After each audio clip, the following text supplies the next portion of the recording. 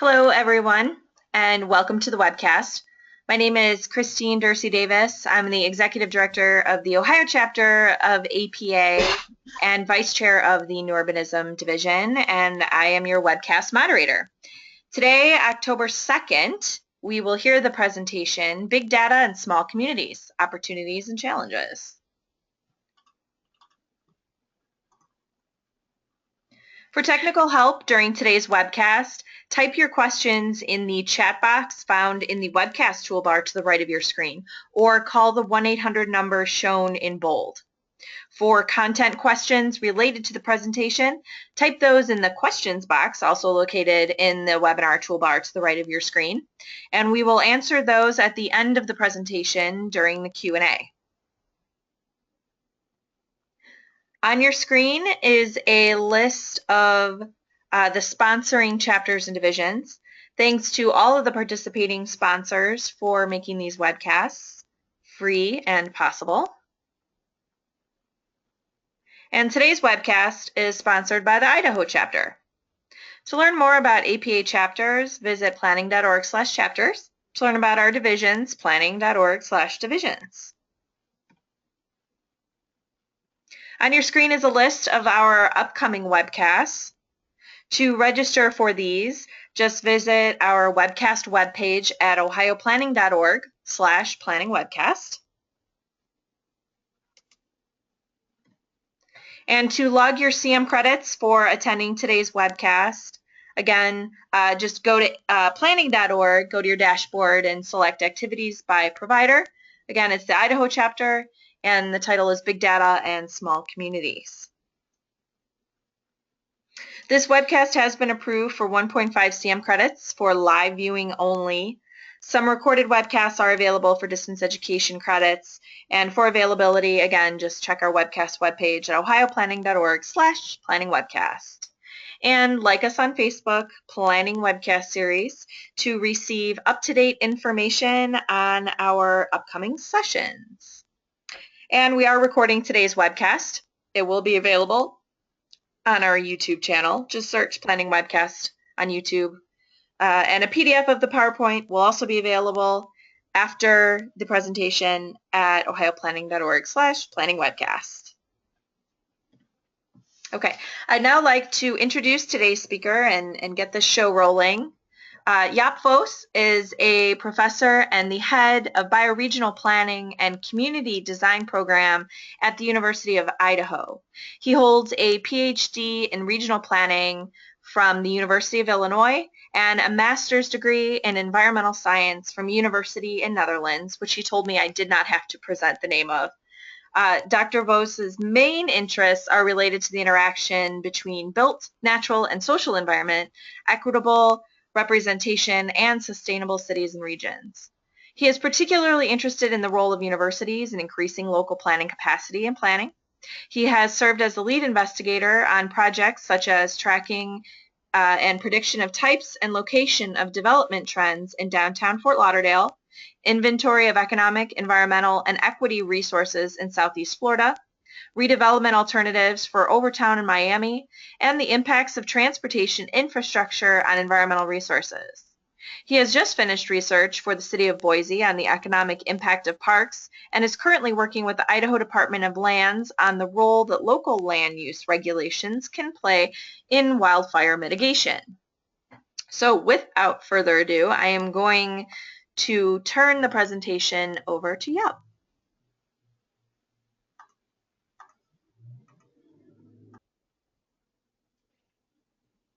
Okay, thank you very much and welcome everybody. Thank you for having me.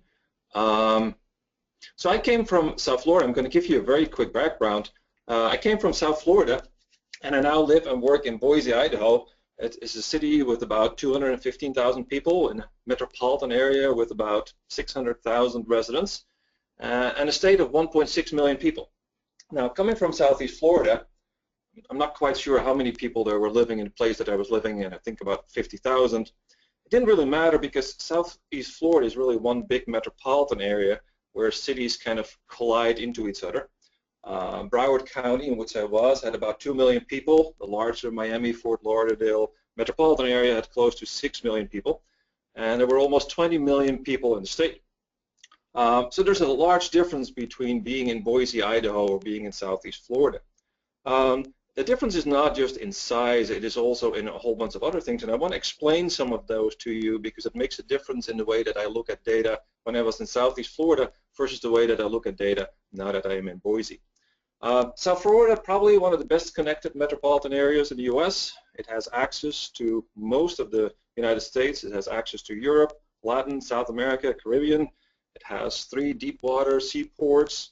It has 3 major international airports, well-developed local and state planning framework with very experienced planners. Well, Boise is probably one of the most isolated places that you can possibly imagine. And I'm going to show you a couple of maps that I think will kind of make that argument for you. And my argument has always been that I now plan for the middle of nowhere. Well, where is the middle of nowhere? Bear with me 1 second.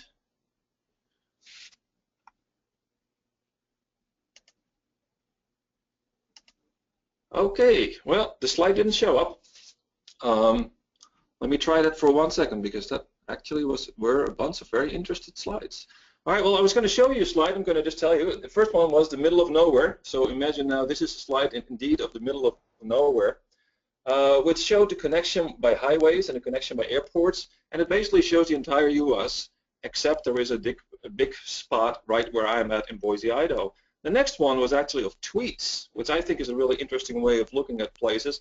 And if you looked at this entire map of the United States with the tweets on it, you could see all of the US except the place where I am at because nobody is tweeting there.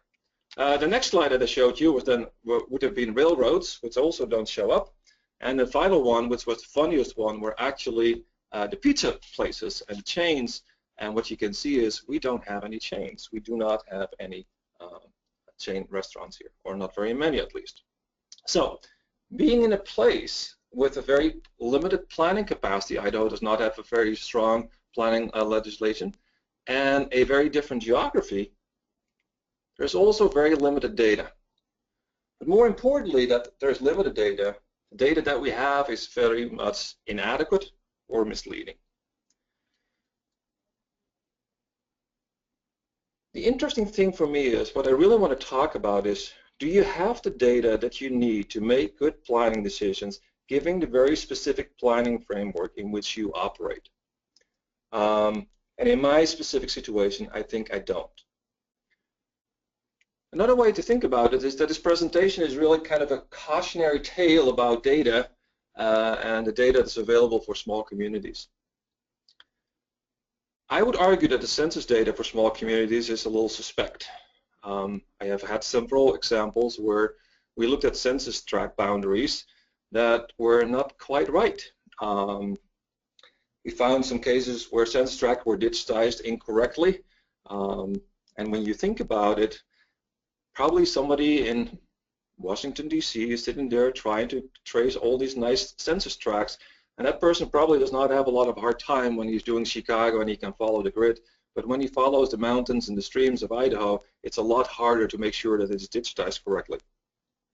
The models that the census uses for population projections in a place like Idaho, where we have large rural communities, seems kind of, let's say, awkward. The model where you distribute population of a top-down state to these kind of smaller communities doesn't always work, and I'm going to give you some examples of places where it clearly went wrong in our place. It also is somewhat old-fashioned. We now have people coming in here because they make quality of life decisions, not for coming here for the jobs. They're coming here because they want to go skiing in the winter, they want to go mountain biking and rafting during the summer, and they want to do all these kind of extreme sports, and they're not really captured very well in the models that the US Census has to do population projections. Yeah, I need to introduce you, or I'm sorry, can I please just interrupt you for 1 second? Are your slides supposed to be advancing? No, not right now. Okay, good. I just wanted to make sure. We're getting a bunch of questions in there. Just wanted to make sure. So we're still on a cautionary tale? Right, we're still on a cautionary tale, but they will start moving forward real quick.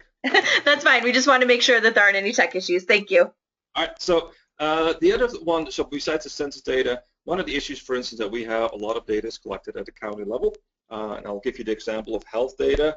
Health data is mostly connected at the county level. Well, our largest county, Idaho County, is over 8,500 square miles. Our second largest county, Hawaii County, is 7,500 square miles. And even the most populous and smallest of our county is 1,000 square miles, and it contains both the rural communities, vineyards, potato farms, cattle ranches, and the state capital. So county-wide data for us is pretty much useless. So the first point that I want to make to you, and now you should have a new slide, is that besides that there are often problems with the data itself, it seems very hard for people to interpret data correctly. Now, yes, that actually did work. That is good. Actually, let me just go to the next slide. It will make it a little bit easier for everybody to understand this. Go back to the slide here. All right, so here is livability. This is really annoying because none of my pictures is showing up. Okay, I'm going to have to go back, and I'm apologizing for this. Our internet went down a couple of minutes ago, and I think that is causing some of the issues right now. All right, so best places to live in America. I'm going to show you this real quickly. We had, if we could take 100,000, that's about the size that we're talking about. Boise should show up on place number 11 or 12.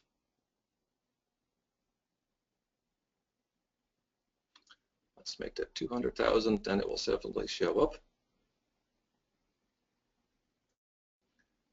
200,000.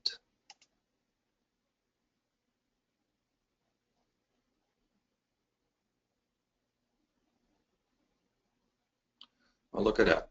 I'm going to just tell you, and I apologize for the slides not showing up.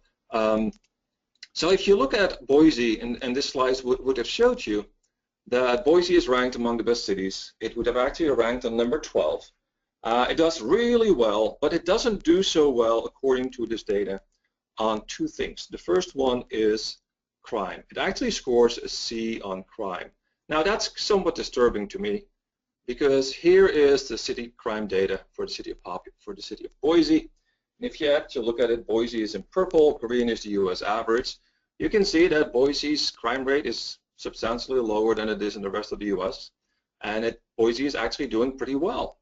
The other one that's really interesting, and that anybody who is familiar with Boise will be surprised about, is that Boise scores fairly low on the weather. It actually scores a C. And the interesting thing about that is, though, that Boise's climate is actually very pleasant. And again, we should have had a slide, but my slides are not showing up. If you look at climate, it actually says that Boise's average rainfall is only 11.7 inches, while the US average rainfall is 36.5 inches. Snowfall is 19.8 inches, United States 25. Precipitation only 88 days, much better than the rest of the US. The average July high is 90, which is very nice. Average January low 21. 22, and in the United States it's 20. Bottom line is our weather is actually very nice, but we do not interpret this correctly. It is not just that other people do not interpret data correctly. It is also that people in Boise or in Boise themselves do not interpret data very well. One of the main things that people are finding in Boise is that we have such a low educational attainment, we have such low income levels, we cannot attract businesses. Now this is a map from the New York Times, which actually shows the hardest places to live in the US. And if you're blue, you're doing pretty good. So I'm going to Idaho, to Ada County, which is right here. And you actually see that the median income is $55,000. 35% of the people have a college education, and we're actually doing very well. If I now go down, and I want you to remember median income 55,000, college education 35.3, a place that is economically very competitive, Southeast Florida, where I came from. I'm going to go to Southeast Florida. What you can see here, Palm Beach, Florida, the median income is actually lower. It's only 52,000, and the college education level is very similar to what it is in Boise. If I go to Broward County, which is where I lived, median income is actually slightly lower again, as it is in Boise, and also the people with the college education level are substantially lower than it is in Boise. Now, if I go to Miami-Dade, it actually goes down. So the interesting thing to me is that it's not just data and how we interpret it, it's also our own perceptions of what is going on in our place. Our perceptions impact the way we look at this data.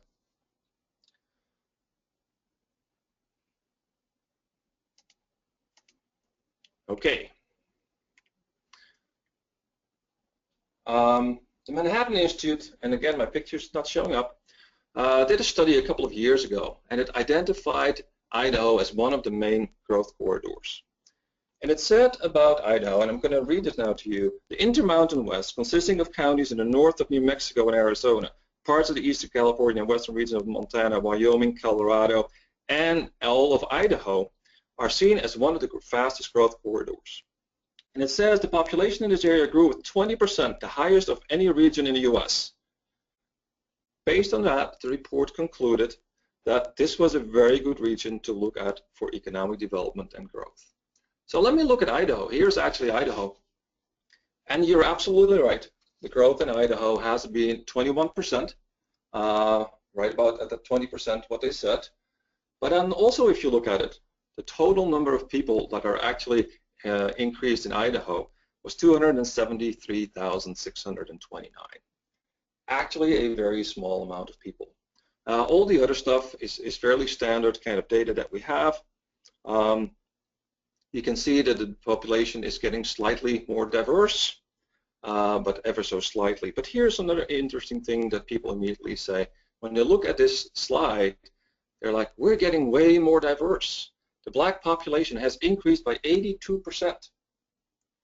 Of course, those 82% is a very small amount of people, and really it's only 0.2. So I want you to start looking at these data from a different perspective, because the way that people look at this is quite different. Now here's an interesting one. So the 273,000 people, this fast-growing area where we have all this economic development, New York, just New York, had 574,000 people coming to it. So these are the 9 most populous places, and if you see at the amount of people that are coming to those most populous places, they are growing substantially faster than any place in Idaho is. Okay, so now let's go back for a second, and let's think a little bit about this kind of data and the kind of issues that you deal with when you deal with a state like Idaho. Idaho, they came up with a list with the 5 fastest growing cities in Idaho, and the number 1 was Marsing with 27.1%. Now if you see this, of course, the first thing you're going to do is you're going to ask yourself, what is the size of this community? And Marsing only has about 1,000 people. So the number is a little bit different. All these places, with the exception of Meridian, are relatively small. But there's actually something else much more interesting when you look at this. And I would like you to encourage you, when you live in one of these smaller communities, make sure that you check this data. So here is Marsing, the fastest growing city in Idaho. In the 2010 census, it had a population of 1,031 people. According to the 2012 estimate, which was the latest data that was available, it is now at 1,311 people. However, if you look very carefully, which would be 280 people, which means a growth rate of 27%. However, if you look carefully, and I think we all planners, we can see that, the census changed the population in Marsing and made it, the estimate 1,313 people. So it added almost 300 people. And then when you look at 2011 and 2012, you see that the actual population is fairly stable. The reality of Marsing is that it is stable. And even though it shows up as a fast-growing city, it's really not fast-growing at all. So in these smaller communities, you need to be very careful and see what is behind all these kind of numbers before you make any kind of conclusions and any kind of decisions. The next one, and I apologize again that it doesn't show up, is I said Meridian is one of the fastest growing cities in the US. This came out, I think it was 2 years ago. The US Census came out and said, here are the 15 fastest growing large cities with populations of 50,000 or more in the US. And on number 10 was Meridian. And Meridian grew with 4%. For a total population of 83,000.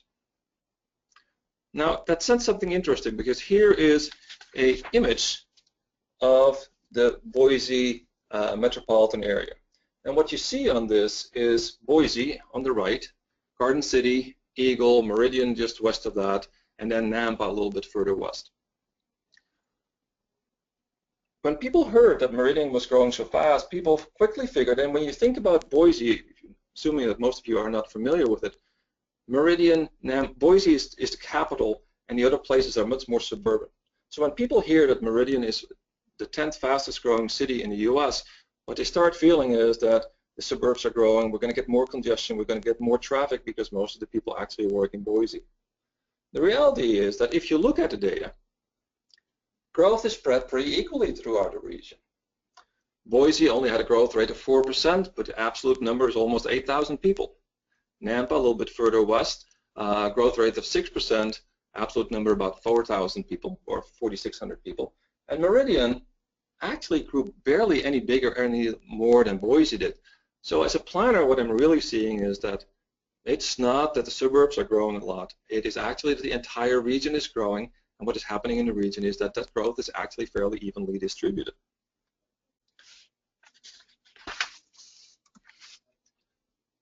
And this is one that for me as a planner is very interesting and causes a lot of problems. The Boise MSA will have 1 million people by 2040. The local metropolitan planning organization projected several years ago that the Boise MSA will have about 1 million people by 2040. That might or might not be right, but it's reasonable. The idea is, though, that people, the problem with this is that most people, most residents do not understand, even some of my fellow academics, do not seem to understand that the Boise MSA is something very different from the city of Boise. Boise MSA actually contains the entire region. Now, in Boise itself, there are 214,000 people. The idea that in the next 25 years, that population will quadruple to almost 1 million people is obviously fairly disturbing. The reality is it's not the city of Boise. It is the region, which is 600,000 people right now, and that growing to a size of about 1 million people is a whole lot more reasonable. Still, even if you look at this, what you see here is the projections for the entire region. And if you look at these projections for the entire region, it seems that these projections are quite a bit off. So in Boise in 2010, there were 206,000 people. It has grown by about 4% to 214,000 people. You can look at Nampa, 81,000 or almost 82, grew to 86,000. Meridian went from 75 to 83,000. Fairly significant growth rates. According to the projections, if you look at the column at the end of 2015, that is where they will be now. You can see very clearly that there is quite a difference between where they should be and where they were projected to be. And actually, when you calculate it, in 2013, we had a total population of 384,000 or something like that. And in 2015, we should have 437,000, which means we need 53,000 people extra. And that would mean that in the next couple of months, or actually in the next year, we would have to have 723 people move to Treasure Valley every single day. Now, I know when I was in Florida, at the height of growth, we had 700 people moving to the entire state of Florida a day, but here that is not going to happen. So it seems that these projections are off and are based not just on projections, but also on some economic development objectives. I want to show you this one because I've seen a lot of economic interest that are coming here. People are interested in coming here, and they're looking at this, what's called the Gem State Prospector, and I think they've changed the name a little bit. But the Gem State Prospector is actually a site where you can go and you can get an idea about what kind of companies are here, how many people are here, what their educational attainment is, what their incomes levels are. If you look at that data, you will actually see that the numbers are even lower, significantly lower than they are for the census. I'm going to just compare the two of them. For the 2013 census data, Boise and the Gem State are pretty close. The difference is only 69. For Nampa, the difference is 1,700 people, a little bit bigger. For Meridian, the difference is over 5,000 people. Those are fairly significant differences, which leads me to a point, if you see all this data, data seems available all the time. It seems to be there. But do you actually know where that data comes from? Now, Gem State Prospectors to me is a very interesting one because I looked and looked and I had my students look and nobody could figure out where the data actually came from. We saw that the data was different from what we had. We saw that the data was different from the census, but where they found the data was really not clear. I think it is one of the things as planners that we need to be very careful with. Where does the data come from? A lot of the data that we have nowadays, some of it is from 2008. You cannot combine that with data from 2015. Even if you go to the census, some of these things are not collected at the same time. The projections are not the same way. You really should not be combining them. You really need to be careful. This particular one, it clearly says they are not responsible for any damages arising from the use of information on this site. You will have to do your own work. So don't think that the fact that it's available and easy to find, that it means that it is correct. So I am really interested to know, in the case of Boise, what is going on with the local population. And the answer that I really want to give you is it's not that easy to figure out what's going on with the population, even in a place that is as manageable as Boise, because Boise is not that big. It's 600,000 people. It's okay. But we can't really figure it out. So if you go to the census, what we find is that the Boise MSA grew by 5.5% to a population of about 650,000, which means it's one of the fastest between 2010 and 2013, which means it's one of the fastest growing MSAs in the county. When I look at that one number, I don't think it's the 650,000 is exactly correct, but it doesn't matter. It's one of the fastest growing MSAs in the county, in the country. So here's the typical fact that I think as planners we look at. We look at population, we look at age, we look at racial composition, we look at household size, family size, housing units. I don't really see anything that is very out of the usual between 2000 and 2010 here. See some interesting thing with the seasonal housing, but it doesn't really provide me with the information that I really need as a planner. There are other interesting data sources, and this is where we're going to really get into this big data. I think there's lots of interesting examples of why we should use that and why we need to think out of the box when we do this. In the case of Boise, the most interesting data source as far as I'm concerned is driver's license information.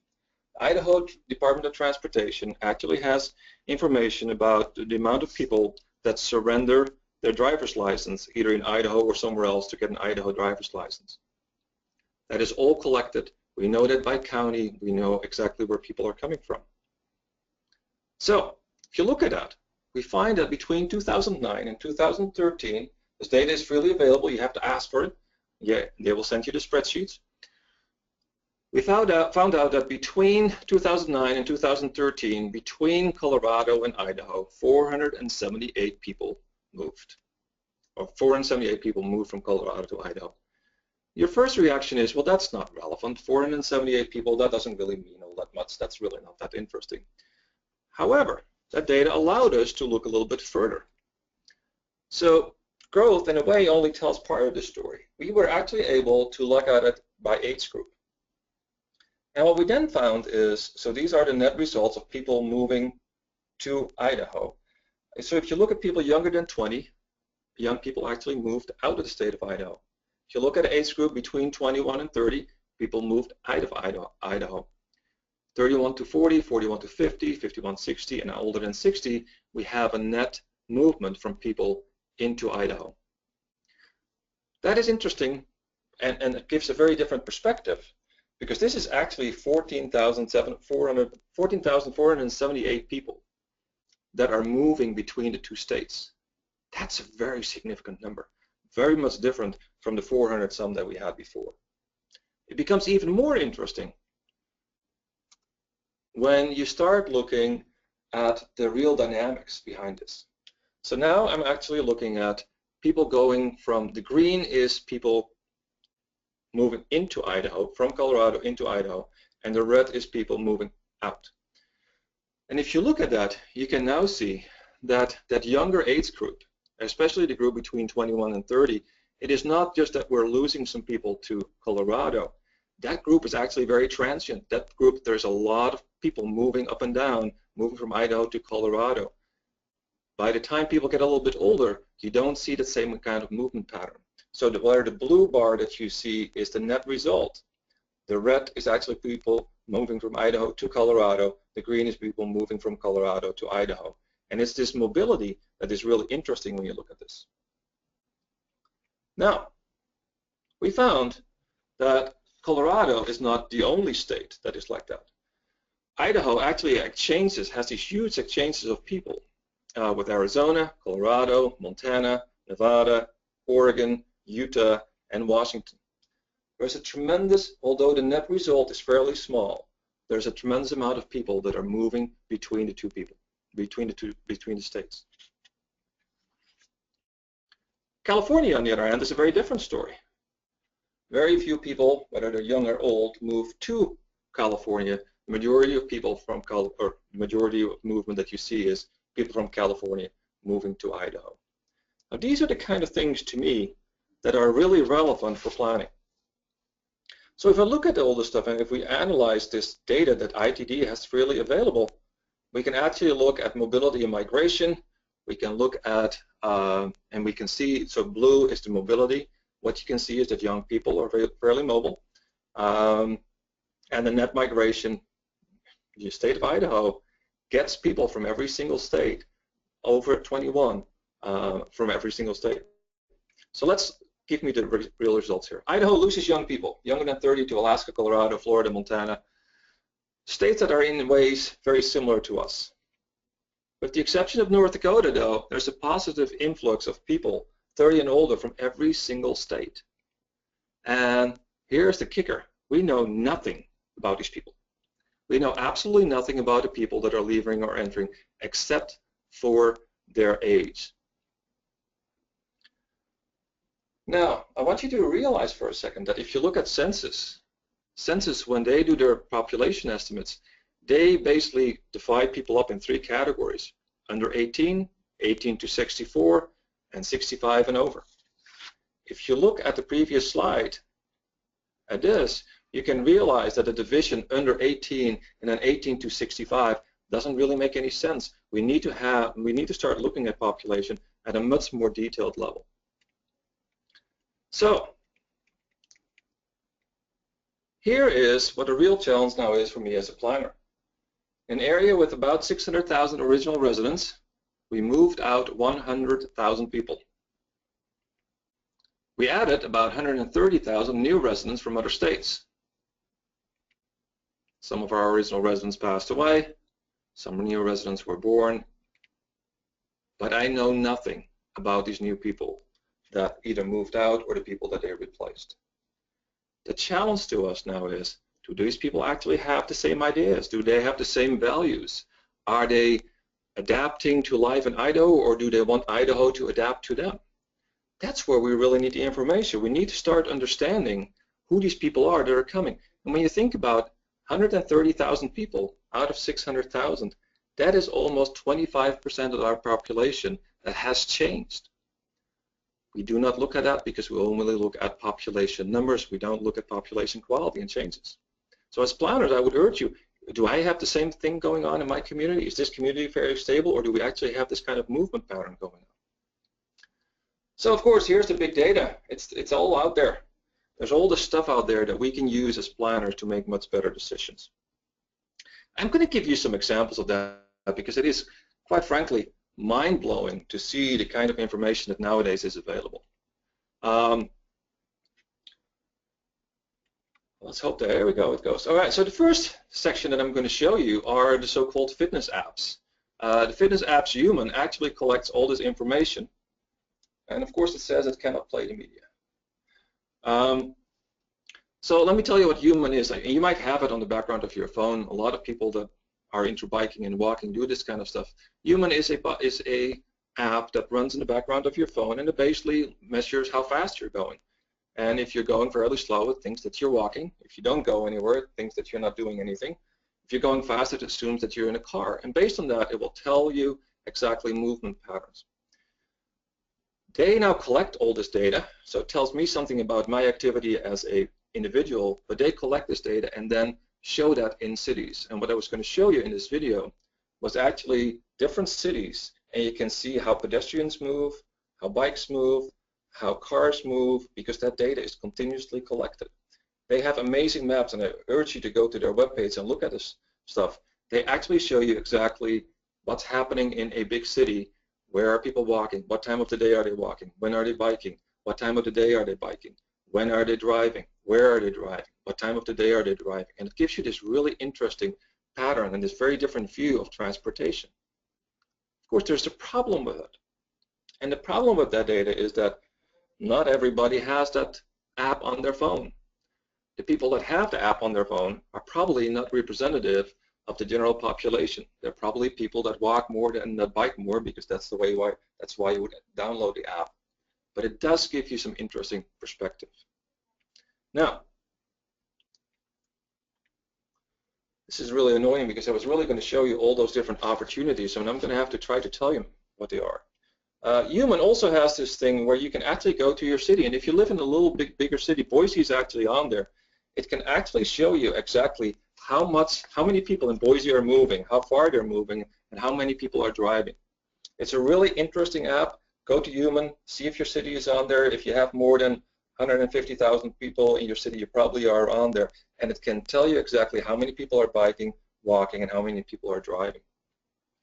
Then, of course, I want you to think about Facebook, Twitter, and other social media sites. These sites do not exist because they just want you to chat with each other. They advertise, they collect data about you. The amount of information that comes from those web pages is really absolutely unbelievable. Next one I was going to show you is this new thing where we can control our houses. I have my garage door that it's very convenient. I can open it with my phone. It also means that there is now data collected every day about people when they're opening the garage door, when they're closing their garage door, how long it's open, how long it's closed. Nobody quite knows what happens with the data, but it is collected on a daily basis. Then, and I really wish I could have shown you this one, there's all this data that your wireless service provider collects without you realizing. And it actually, I'm going to read it to you because I do have it on a piece of paper here. It actually says extensive citizen data will continue to be used by corporations as valuable information for exchange in the free market, with over 300 billion in Internet of Things goods and services expected to be exchanged by the year 2020. 300 billion tidbits of information. It actually says many citizens are not aware of how much of their personal data is owned and exchanged. Private sector technology companies collect an increasing amount of data. Facebook collects an astonishing 500 terabytes of data on its users each day. Data is then manipulated, monetized, generally by allowing advertisers to target potential customers. There's a whole bunch of other things. There's a whole industry out here that is now trying to figure out what to do with this data. Of course, then there's the banks. I'm sure that most of you are now doing banking online. That means that these banks know exactly, well, I don't know anything as a planner. The banks know exactly where you're eating, what you're eating, where you're going. They have a pretty good idea for everybody exactly what it is that they're doing. All right, traffic and traffic cameras. This is absolutely wonderful. I would now have had a map that would have actually shown you exactly the traffic currently in Boise. But it shows you the traffic, which is all mostly collected nowadays through your cell phones because it can figure out how many people are actually traveling. And then, of course, we have the traffic cameras that will tell you exactly how much congestion there is. All this is data that is available, but is not often used at this point. And I know you don't see anything because I had a whole bunch of pictures here that I now cannot show you. The one that I wanted to show you here was things like Netflix, Amazon, your Kindle, if you do book electronically.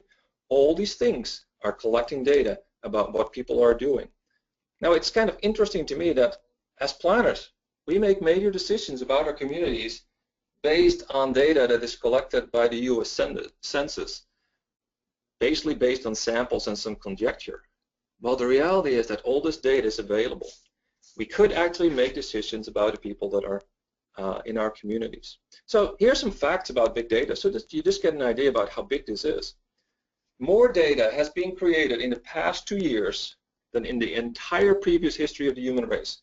Just think about it. In 2 years, we collect more data and create more data than we did all the years before. It's amazing. About 1.7 megabytes of new information will be created every second for every human. Every time you do something, every time you're online, every time you're moving around, it is collected and it's actually there. In 5 years, there will be over 50 billion smart connected devices in the world. So we're not only talking about computers, we're not only talking about phones, we're also talking about garage door openers, we're talking about fitness monitors, we're talking about all these kind of things that people now see as amenities. They are continuously monitoring what is going on. By 2020, at least a third of all data will pass through a cloud. Now that's really important because it means that that data is no longer just sitting there on your own personal device, on your own floppy. Who remembers those floppies again? But it is actually collected. It is sitting somewhere in a central system. And at the moment, less than 0.5% of all that data is actually ever analyzed and used. And just think about it for a second. Think about how much data there is, how little of that we use, and if we would only have a small part of that as planners, we could make much better informed decisions. Now I'm assuming that there we go, and there's no things here. So here's I was going to show you a whole bunch of articles on this slide. That we're going to tell you about what are the problems with all this. Here's an article in Science of Cities that talks about, would you share private data for the good of city planning? Would you share it? If you would know that you're actually sharing it, would you do that? Would you allow that?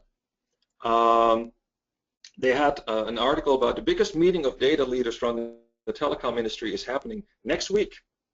And the article basically says, as the amount of data collected continues to rise exponentially, operators are gathering to discuss the unprecedented challenge of extracting as much value as possible. This data is not just something that is convenient to have. There's major money in this. Every time you go on the internet, somebody figures something out about you, something that can be used in marketing, something that we could potentially use as planners. There's an article about how wireless carriers are monetizing your movements. Data that shows where people live, work, and play is being sold to businesses and city planners as mobile operators seek new sources of revenue.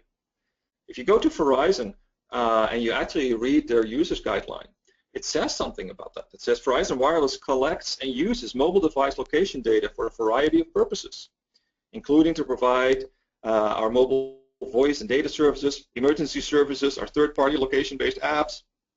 But then it talks also a lot about advertising, being able to target do targeted advertising.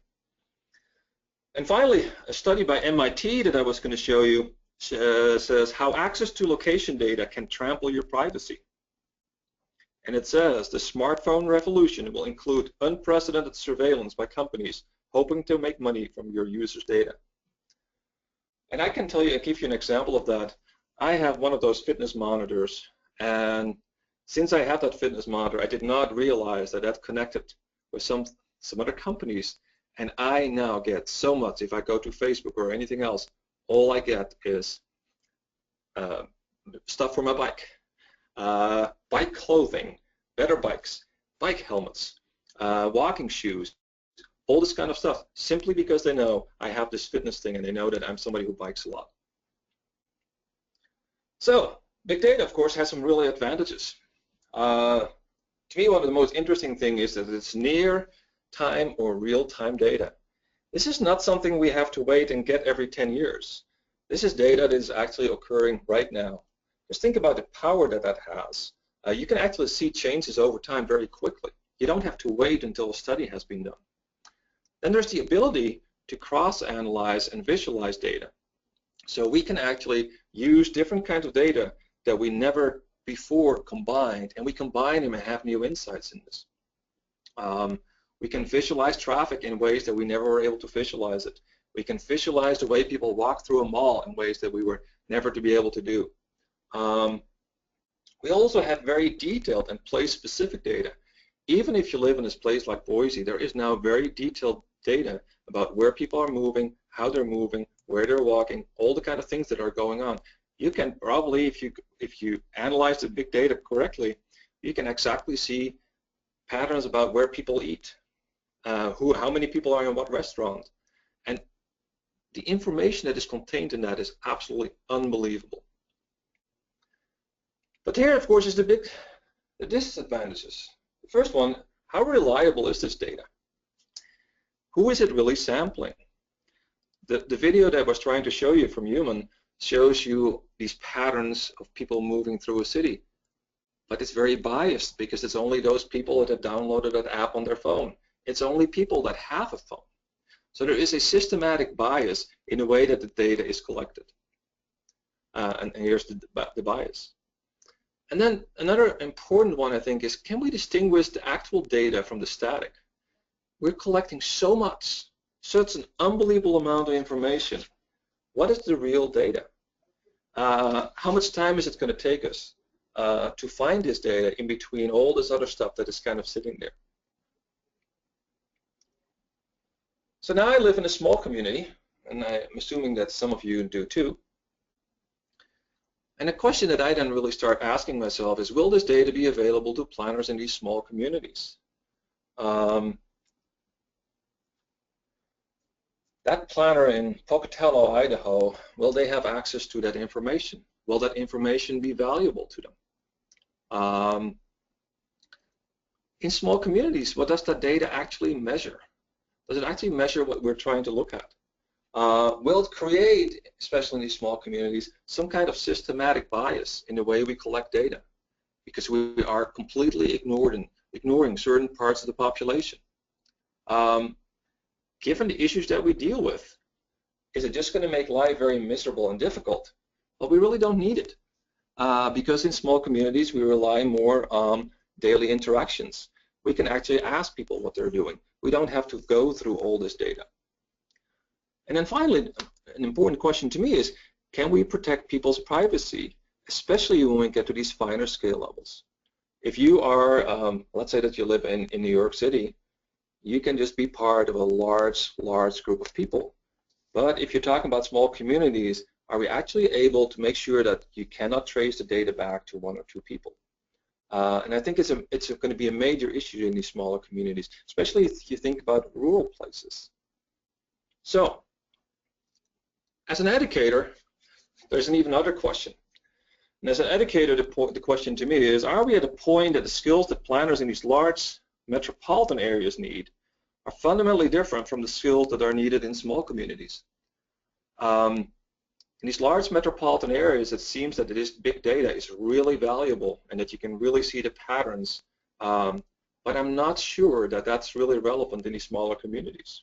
It might give us a better idea about some of the issues, but at the same time, it might just be a lot of time that we spend on analyzing data that we really don't need, that we could actually just ask people.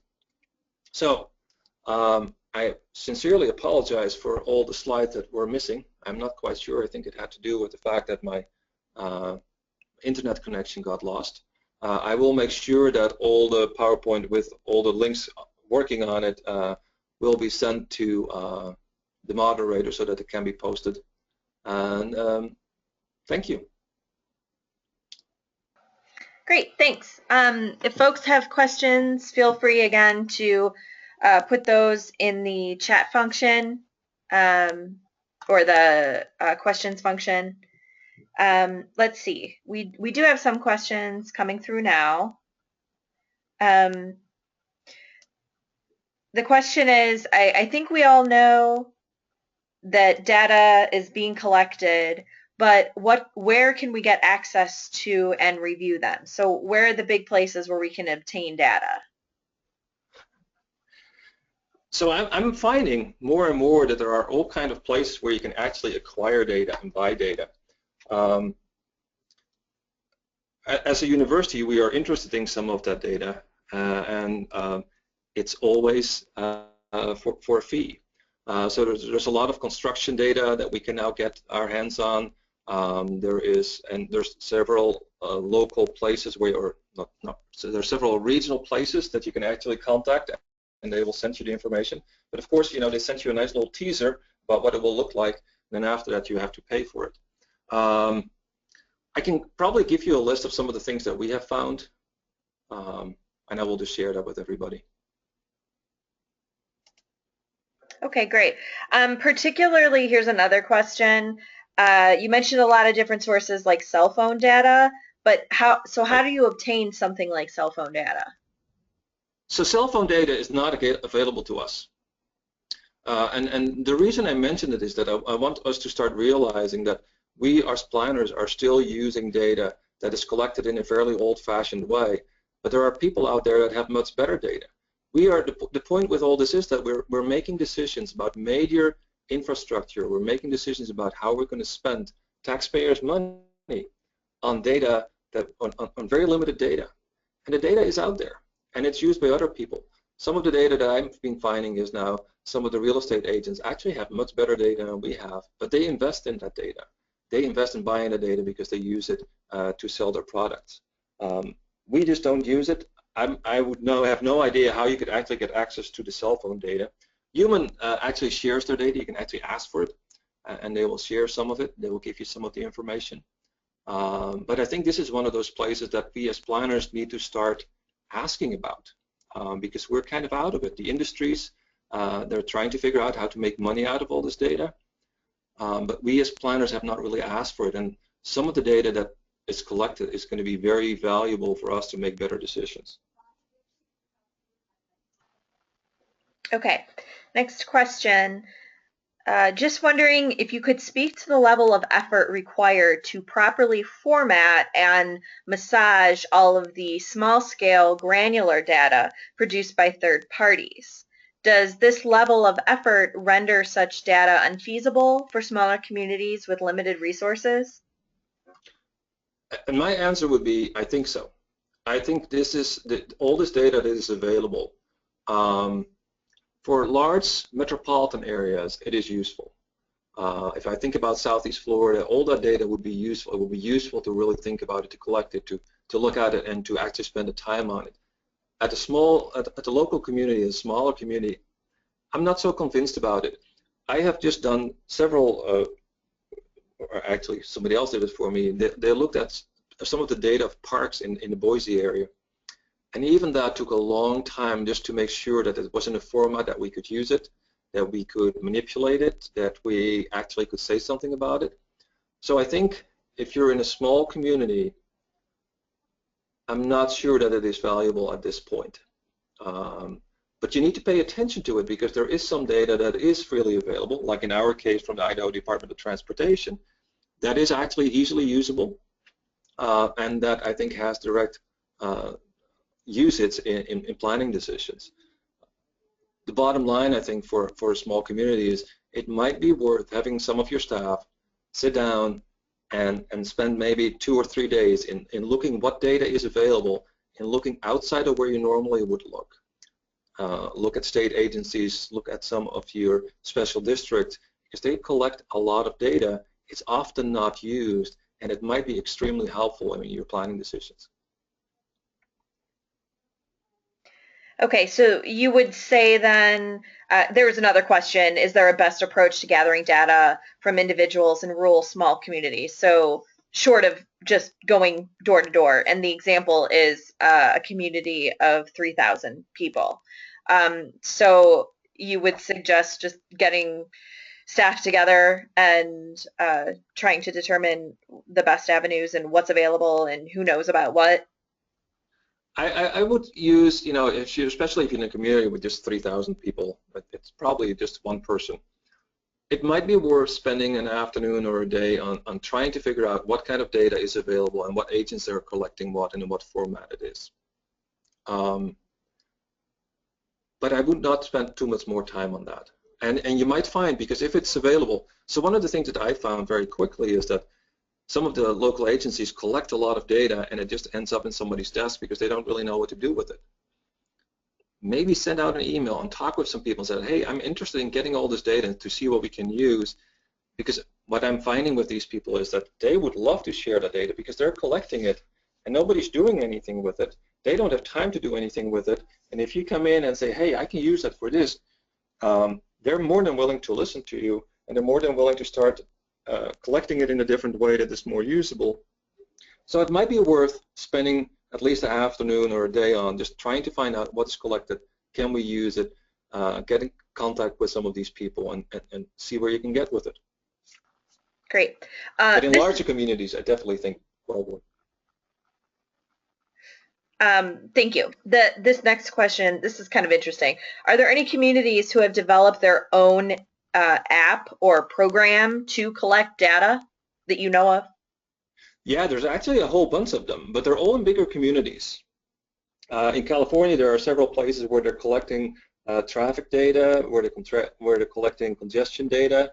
There are places where they now have apps that actually will tell you about, if there's elections, what the different platforms are. There is a tremendous amount of movement in this app business, and some of the things are really interesting. There's one in Detroit where they're actually asking people to take pictures. They're saying, hey, there's a blighted community. Can you take a picture of it? Can you confirm that it looks like that? So there's a lot of this kind of grassroots measuring of things, putting it on GIS maps, and that way a lot of information is collected. The challenge with all these things is, how reliable is the data? How much time do you really want to invest in doing this? What is your additional benefit in doing this?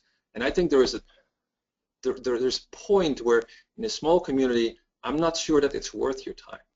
I think in a larger community, it probably is, and it's a great way to get information. And when you just think about, like when there's a hurricane or fires, just to have local residents take pictures and send these pictures and show, this is the address, here's what's going on, and with their GPS coordinates on their phone, you can immediately put it in your emergency management system.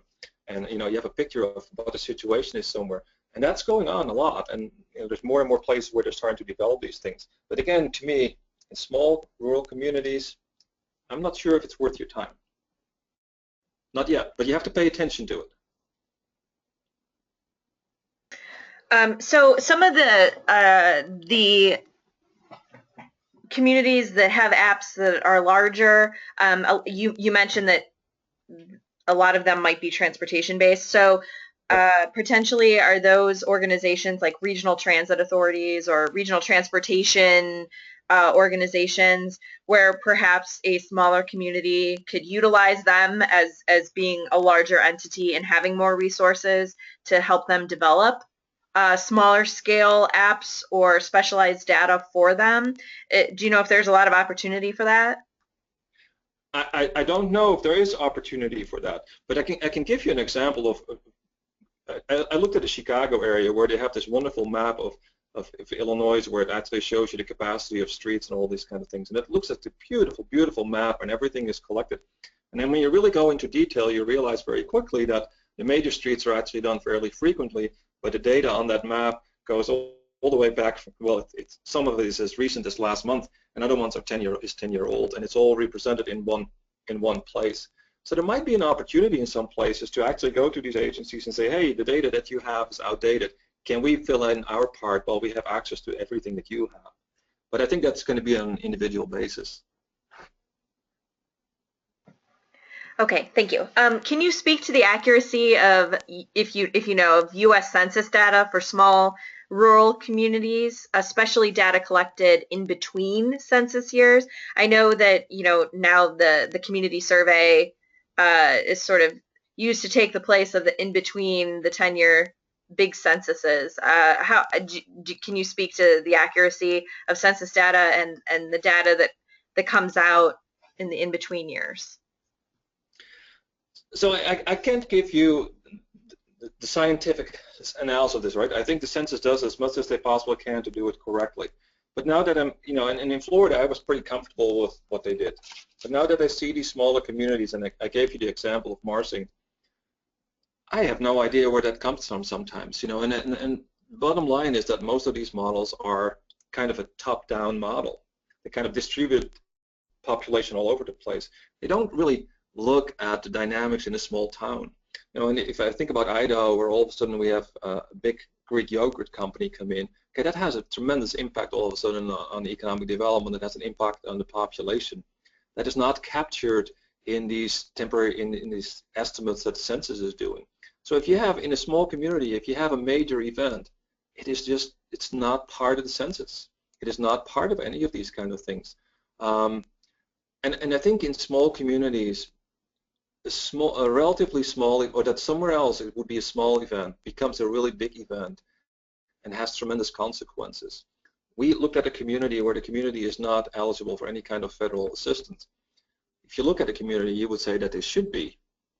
But part of that is because the census block that or the census tract that they look at includes some of the wealthier farms that are around it, which totally changes their income levels. So I think in rural places, there are so many issues because the places are so small. Small changes make big effects. I'm not very confident with it. Okay. How about data available from the IRS from when people file taxes every year? Is that available, and how so? And is it worthwhile? So I don't know if it's available. I've heard of people that are using it. Of course, that's very sensitive information because it has everything in it that you can possibly want to know from people. It would be really important data, right? If you could just fit. So I've known of people that have used this data, but they're usually academic studies. I'm sure there's all kinds of restrictions on it. I don't think that we can access it as planners, and we shouldn't be able to access it. But it should have really good information on there.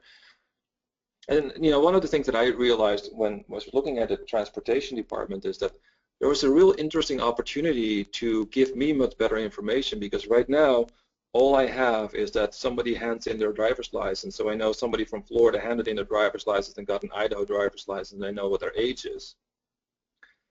But if I could just convince the transportation agency to do a very short voluntary survey with 4 questions: why did you move? Did you have a job? Is it family? Some very simple questions. As a planner, I could make much better decisions. And I know that didn't answer the question about the IRS, but I don't think that data is available to us. Well, that takes us into another question. The question is, how difficult is it to gain access to DMV driver's license data?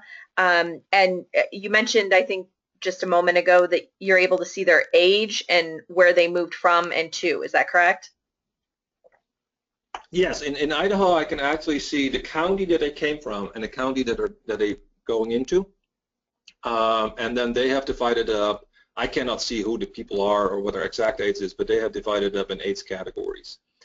In the case of Idaho, it's very simple. I go to the Idaho webpage, to the ITD's webpage, and they report it. And then if I want more detailed information, I actually do a request, and they get back to me very quickly and say, okay, we can give you this information in this format. Does it work for you?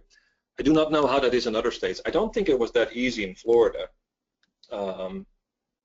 So I think it's going to depend a lot on. It's going to change from state to state and how they deal with these kind of issues. And of course, Idaho is a small state, so it's much easier to do it. Okay, this next question is regarding one of your slides. It's the slide titled "Some Facts About Big Data." Can you try to navigate back to that? Sure. And the question is where the information come from, as in what your sources are. Oh, that is adapted after a study that Forbes did. Forbes had a large thing where they actually have way more of these issues that they mentioned. And I just used the ones that pertain to us as planners. And when I give you the PowerPoint, I actually have the information on my notes, and I'll make sure it's on there. Okay, great. And again, for those who didn't hear, we've been having some technical internet issues on the Idaho side, so some of the images, well, most of the images weren't able to come up, but we will get a completed PDF version of the PowerPoint, and it will be up on our website. And so don't worry, you'll get to see all those pictures. Okay, next question. And they make the story a whole lot easier.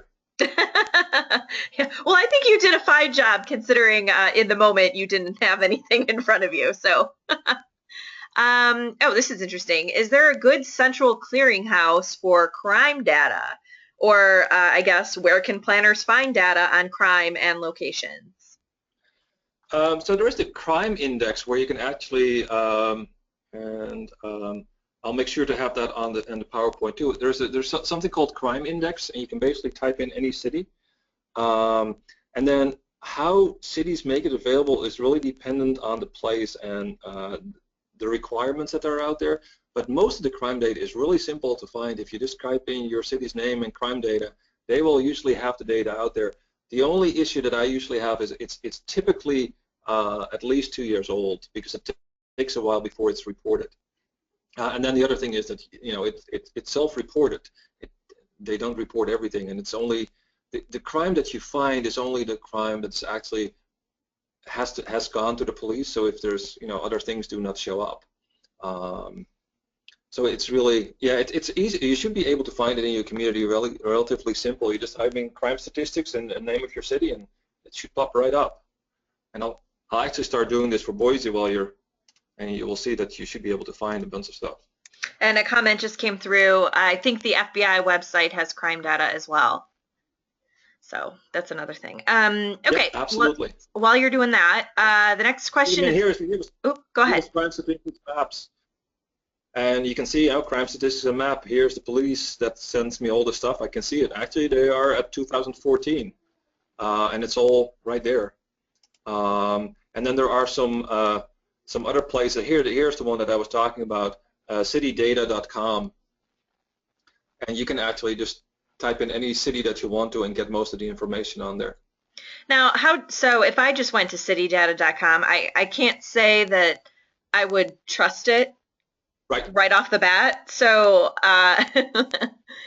with that, when you try to utilize that data, do you have a disclaimer on it saying, this is from citydata.com, or can you really dig when you're in this website? Can you really dig in and see where the sources came from? I hope this is clear to people. I find a lot of the data that is out there, you have to take some real due diligence and figure out where it came from and what it means and where they collected it. Because one of the things with all these web pages that have all the stuff on there, seemingly, it is typically not clear where it came from. And even if you try to dig into it and try to find, can I find where it came from? It's hard to find it often, and very often it's not even mentioned on there. So yeah, you have to be very careful with the data. You have to figure out where it came from, what it was used for, who collected it, if there was a bias in it. But I think if you use different sources, you should at least get a fairly decent picture of it. And you could determine whether it's something that you want to look into and get really detailed data, or that it's really relevant in your particular case. Okay. Well, you know what they say, if it's on the internet, it must be true, right? Okay. Sure. The next one, this is a comment. The Providence Plan in Rhode Island is a model for community data. It's PROV as in Victor, plan.org, and the Providence Plan provides data analysis for government agencies and community groups to improve the economic and social well-being of the city's residents. So that was just a comment that came through for folks who want to take a look at a community data model. Next question. Is there a tool set you'd recommend other than Excel to analyze local data? For example, is GIS application better? I think it depends on how big your city is. Nowadays when you can do the online GIS, it might be worth doing it. But if you're living in a very small place, I'm not really sure that adding that geography to it, adding that map to it really helps. I think that's a decision that you need to make yourself. Is it worth my investment to basically add the mapping capability to it, to add some additional statistics to it, or is that just not relevant in my case? And I think in most small places, quite frankly, I'm not so sure that it's worth it. If you live in a large metropolitan area, yeah, absolutely, it's a great way to collect your data, it's a great way to organize your data, but in a small town, I'm not convinced that it's worth your time and your investment to have the GIS software, to put all the stuff on there, to maintain it, because that's the other thing, you have to set it up, then you have to maintain it. It's not a one-time shot, you have to continuously keep on doing that. So I'm not convinced that it's worth doing. But again, it depends on how big your city is, how much staff you have, whether or not you can do it. And then, even if you have the staff, Well, what happens if the staff person leaves that has the skill? Are you still going to be able to maintain it? Sometimes it might be easier just to, and more efficient, just to use the Excel spreadsheet. Well, so let's say that you have a mid-sized city or even a larger community, and you have staff that's capable. And so let's say that you as a staff are interested in getting some of this big data. However, you know that there are fees associated with it. So for planners in the public sector, how does the community, how do these planners justify to the decision makers that spending money on this data is valuable and worthwhile? Well, I think the main thing with that is completely dependent on where you are. If you are going to make a major investment in transportation, then it might make perfect sense and maybe a very good investment to invest in a good GIS system to really collect the data, get all the information, get really quality information out there, because you are about to make a major investment. If you're just doing small improvements, you might not be able to defend it. I know, and I think a large thing that I want people to realize is you have to there's two main things. The first thing is you need to make sure that the data that you get is quality data. Is there some kind of quality control? Do I know where it came from? Does it make sense that it actually measure what I want to measure? And the second thing of it is it correctly geospatially connected? Does it actually show me clearly where the data is? And so does it actually show up in the right place? Does it have the right boundaries? One of the issues that we often run into is that the data is collected at the wrong scale level. Well, then it doesn't make any sense to be able to actually map it and put it in a GIS system anyway. So do we have it at the right scale level? Can we actually import it into our system? Those are all questions that you will have to ask the GIS experts. I asked them because I certainly don't know. Okay. I mentioned someone had typed in about the Providence, Rhode Island app. I'm not sure if it's an app or whatever for collecting data. But do you have any communities that you're aware of that can stand as models for using this big data? In other words, who has learned to access it and apply it? And are there communities in other parts of the world that are on the cutting edge with this? There are more and more places that are trying this now. I'll be honest with you, I'm always disappointed when I get into it, even if I see something that I really like and I think, you know what, this looks really good and this makes a lot of sense. Then when you really get into it and you really try to find out, you know, where did the data come from and how reliable is it, it usually is not nearly as good. So, you know, because Chicago does a lot of interesting things, they're the metropolitan area, but some of their data is, and it looks at first really good, and when you really dig into it, it's not quite as much as there is. The Regional Planning Association in New York does some really interesting things. California, San Francisco is doing some interesting things. There are different cities that are doing their interesting things, but they're pretty at fairly large scale levels, and they're pretty large areas. By the way, I finally found now that I have a direct link, I actually was able to get to the human. So this is an interesting one. I talked about it briefly. So you can actually type in your city and look exactly at the active cities and what is going. So if I explore cities, I can actually type in Boise.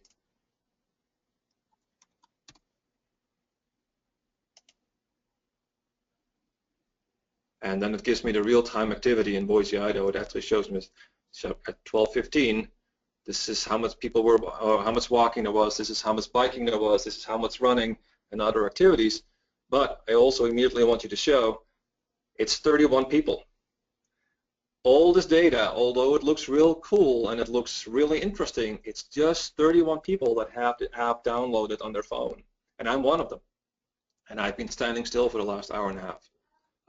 So one of the things with all these apps is that even though it seems to give you a wonderful picture of all the stuff that is going on, at the end of the day, there's 215,000 people in Boise, and only 31 people actually have that app. So that's the 31 people that you're measuring there. And those 31 people are definitely not going to be a representative sample of your population in Boise. They're going to be people that are probably more active.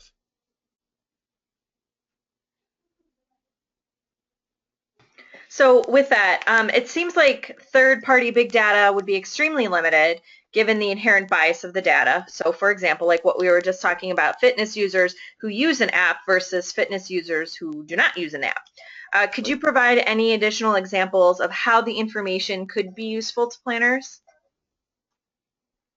What kind of information? Because it really depends on your question, right? I would want to know if I have all these people moving to this area here, to the Boise area. I would want to know who these people are. I would like to be able to somehow connect with that big data that the cell providers have, that big data that the banks have, to have some kind of idea who is moving in here. Some of the school data. Why can't I merge that into the information that I have? Why am I just making the decision based on the fact that the census population says that my population has grown by 30,000 people? So the point I think that we are with big data is it's not quite there yet. It's not quite easily to use it yet, but it's getting there, and it's probably time for us as planners to ask ourselves, is this something that is going to help me, especially in these smaller community, or is this something I can totally ignore? And if you live in more rural areas, you could ask yourself, you know what, maybe these apps will help me. If I can use one of those apps to collect some information in these more remote areas, maybe I can get some additional information out that I can't be able to get myself.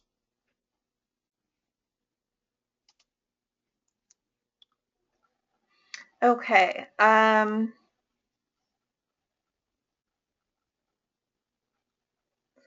think we have time for one more question, I think. Let's see.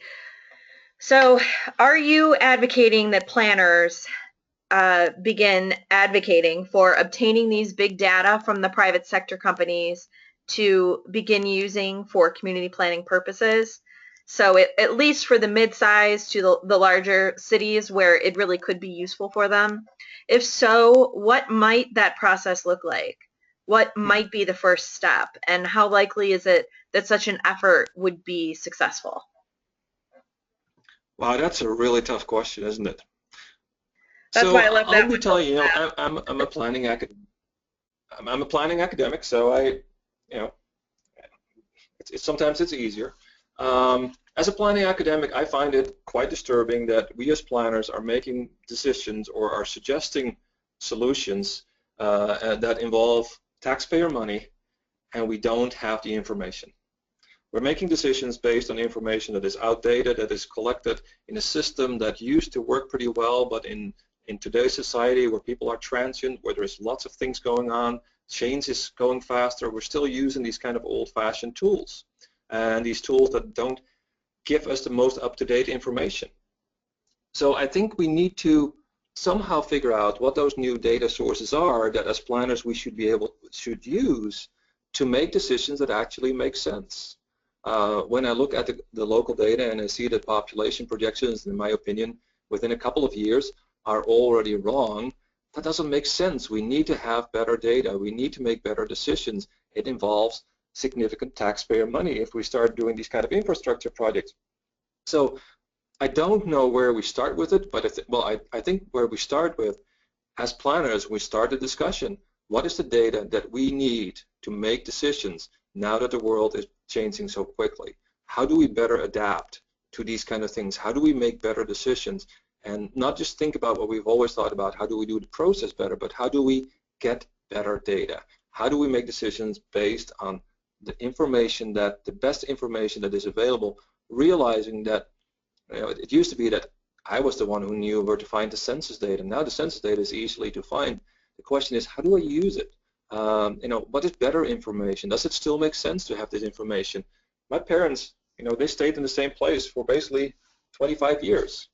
Nowadays, that's very unusual. People move. So how do we find these better data sources? And probably, the data that is collected through cell phones and through all these apps and through web pages, it's amazing. It's all out there. We just don't use it. So I don't know what the process is. I think the first start is that as planners, we need to have a discussion about, do we actually still have the data that we need to make good planning decisions? And if we don't, then where do we find the data, and how do we figure out some kind of strategy to ultimately get that data and start making better decisions? Great. Well, I think we'll wrap up. I think the firestorm of questions has come down now. So thank you for joining us. And again, for those who didn't hear, we will have a PDF of the presentation with all the images up on our webcast webpage, which is ohioplanning.org/planning webcast. And it also, a video recording of this will be up on our YouTube channel. Just search Planning Webcast Series. So thanks to you and to the Idaho Chapter and University of Idaho for joining us. And we'll see everyone next time. Have a good weekend.